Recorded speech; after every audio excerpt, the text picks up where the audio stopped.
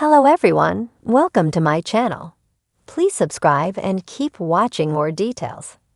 The Curse of Oak Island recap. Goddess Tanit and disaster for DMT. The Curse of Oak Island Season 5 has just 3 episodes left.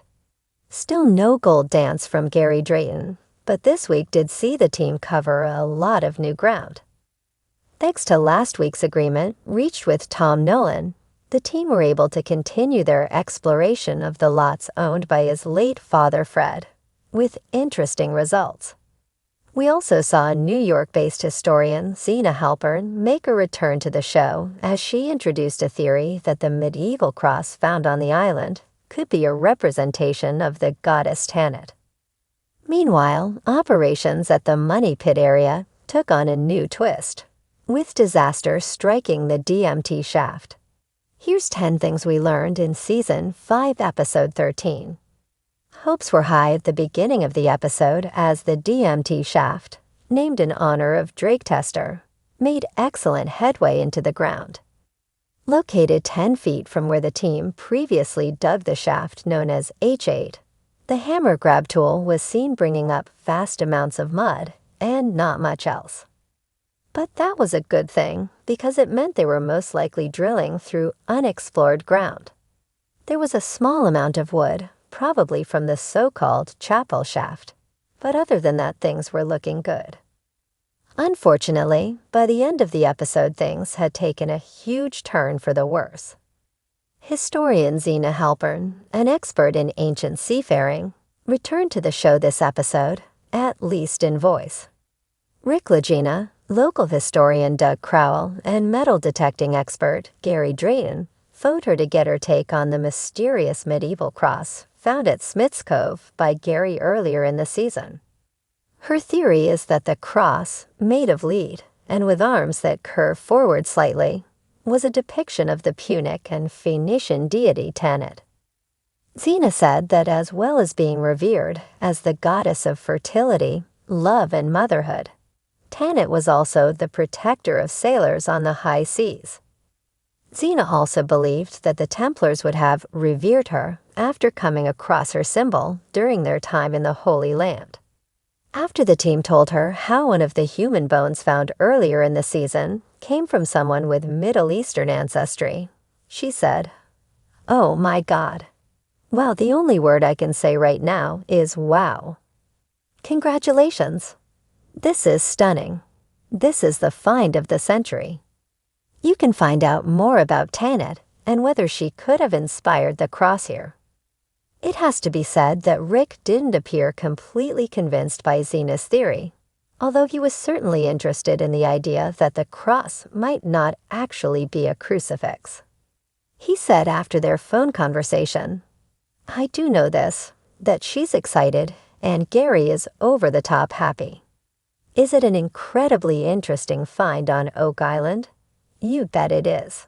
But we need experts to give us an opinion." He added to Gary and Doug, "We need to do some further research.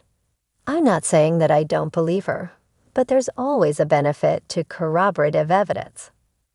In a voiceover, narrator Robert Clotworthy revealed the team plan to subject the cross to a number of scientific tests.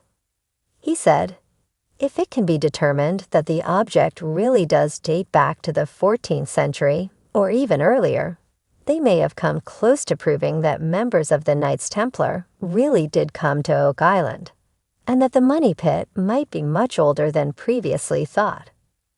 After digging a trench on Lot 12 last episode in the hopes of finding an ancient dump site, they pretty much confirmed they had located it this week with the discovery of 2 historic metal hinges. The first was found by Gary with his metal detecting device, while a second was discovered by Charles Barkhouse, lying amongst debris dug out from the trench. Gary then told how he had previously found similar ones on a Spanish shipwreck site that had come off chests. This obviously led to the theory that the hinges could in some way be connected to one of the apparent missing chests once owned by privateer Captain James Anderson, whose belongings earlier in the season were revealed to include 3 mystery keys.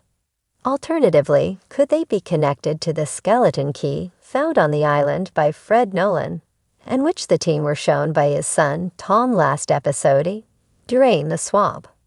After seeing Fred Nolan's remarkable survey maps of the island last episode, one of the obvious standout things to try and find were the stakes which he believed were old survey markers and proved the swamp was man-made.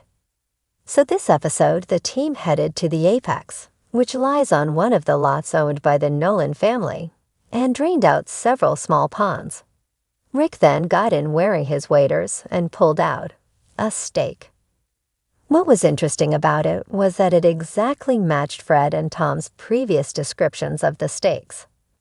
One end was hacked 5 times to create a spike, and because that would have been stuck in the ground, it was much better preserved than the other end. In 1969, Fred and Dan Blankenship had one of the stakes carbon dated, and it came back as being from 1575 plus or minus 85 years. This is a bit of a side note, but it seems like having access to the Nolan family's lots could prove crucial to the team in helping them solve the mystery. They have only had access to the lots for a few days, and they're already pulling in big finds. The hinges could provide vital new leads, and the stake could help corroborate the theory about the swamp being made to hide a sunken pirate ship, or perhaps a secret entrance to the money pit. With more time on these new lots, there is surely much more to be found. For fans of The Curse of Oak Island, this is obviously a very good thing, because Season 6. Things were looking so promising as the DMT caisson raced down into the ground then, disaster. Hydraulic fluid started pouring out of the oscillator, and it quickly became evident that the caisson had hit something seriously hard underground at 77 feet. The team have no idea what they've hit, and at first it wasn't known quite how serious the situation was. They tried breaking the object up using a 4-ton steel chisel bit, and thought they had done so sent the hammer grab tool back down. But what did it bring up? Gnarled teeth from the steel caisson, and lots of them. Jack Begley, what happens if you don't have any more teeth? Mike Jardine from Irving Equipment, you don't go any further. After the DMT disaster, Rick rang Brother Marty to tell him the bad news, saying, "Houston, we have a problem." 2 options were then presented by Irving's Danny Smith and Mike Jardine. Option 1 was to pull the can up, fix the teeth, move the hole forward about 1.5 feet, and restart from the surface, in the hope that they would miss the solid object. Option 2 was to send a camera down and try and figure out what it is. This was the option they went for because it could provide new information, and B, moving the can 1.5 feet might mean they miss what they're looking for at 170 feet, the chapel vault. This part of the preview for the next episode did not look good for the team. It showed the camera being lowered down into the DMT shaft and appearing to find lots of mud and muck at the bottom. Then footage showed water appearing to flood into it, as Rick looked on in despair. However, there was also some good news, as it looks like the team find a decorative keyhole from a chest. And, yep, you heard it right, Gildy. The sneak peek for the next episode also showed a theory being presented that crosses like the one found on Oak Island were used to smuggle the precious metal. The team were told this was how they smuggled gold. There was gold under this cross, and the cross was covered with lead. Jack Begley is then heard saying, "So there's a chance that they're out in Smith's Cove still," suggesting that there might be other artifacts in Smith's Cove, possibly even gold ones. Let's hope for the latter.